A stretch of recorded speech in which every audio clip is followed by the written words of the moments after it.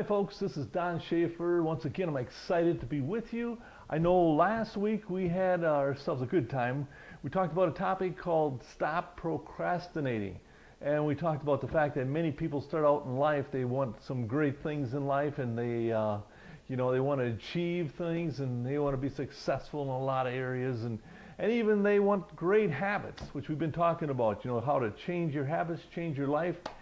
But they have an issue in their life and it's called procrastination. And these are things that they know they should be doing. They feel guilty of not doing. They just don't do them. And that's where it is a habit. And we've been talking about habits. What has to happen is we have to free ourselves from bad habits and replace them with good habits. And one of the bad habits a lot of people have is procrastinating. And it sneaks into a person's life. We're not born with it.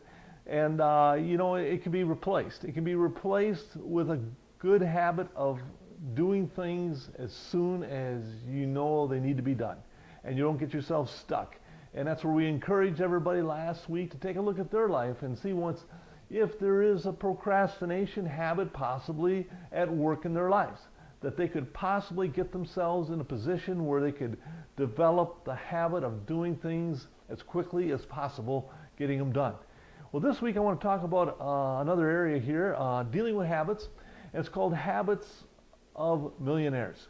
And this is interesting because everybody would just love to be rich. Most people do anyway. And a lot of times, they struggle all through their life not being rich. And probably the biggest reason for that is they don't have the habits of a millionaire. And a millionaire, what they do is they have certain habits, the way they handle themselves, the way they see things, how they think. They think about being financially responsible. There's various habits that are part of their lives. I've talked to individuals that are millionaires, and I know as they're self-made millionaires, that is, and as they become a millionaire, they don't do things like other people do. For one thing is, this one guy told me, he says, you never buy a new car. This is a habit that a lot of people get into and they justify it and they get in and they buy new cars. It kills the person who wants to really acquire a lot of money because you lose a lot of money.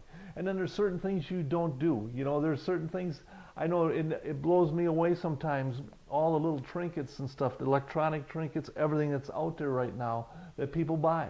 They're buying everything that comes fashionable in the market. Well, these aren't habits of millionaires.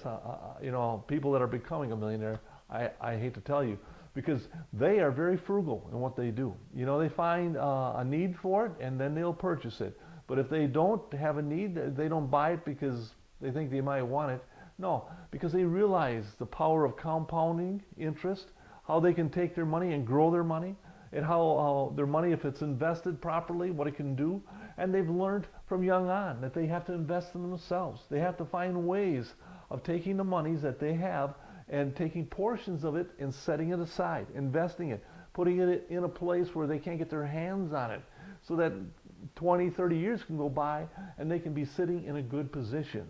And that's where I know myself and Shirley, when we were young, we didn't know these principles and we struggled for a good period of time until people came into our life and explained the same thing that I'm explaining to you, that we needed to change. We needed to take our finances serious and we needed to find ways of putting something aside and saving some money and allowing it to grow. And Shirley and I, we've done various things. I can't say that we're millionaires, but we do have a millionaire's way of thinking in the way we handle things. I know myself, I don't buy a lot of new.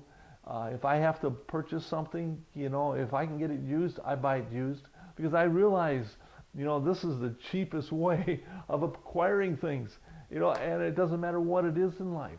And that's where what I want you to do is, think about it a little bit, and maybe find somebody in life that is maybe doing well and try to find out what their habits are and see if you can't possibly change some habits, get yourself in a position where, because you put a little bit away here and a little bit away there. One thing too, I'll just share this real quick. I don't want this to be too long for you guys, but one thing too is You know, when you get raises at work, what do you do with these raises? Do you take that money and just stick it into your vacation account or your entertainment account or whatever it might be? Or do you take a percentage of it and invest it?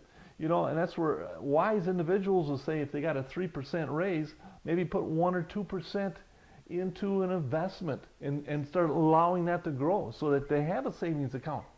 And it's interesting, if you do things like that, because I have, after a short period of time, you don't even realize the money's not there because it becomes a way of life. The money's automatically thrown into an account and life goes on because you adapt your life around this. And that's why I want to encourage you to find ways to develop habits of a millionaire. Thank you so much for being with me. And if you need to hear, I want to talk about more of this, by all means, get a hold of me. I'd be happy to talk to you.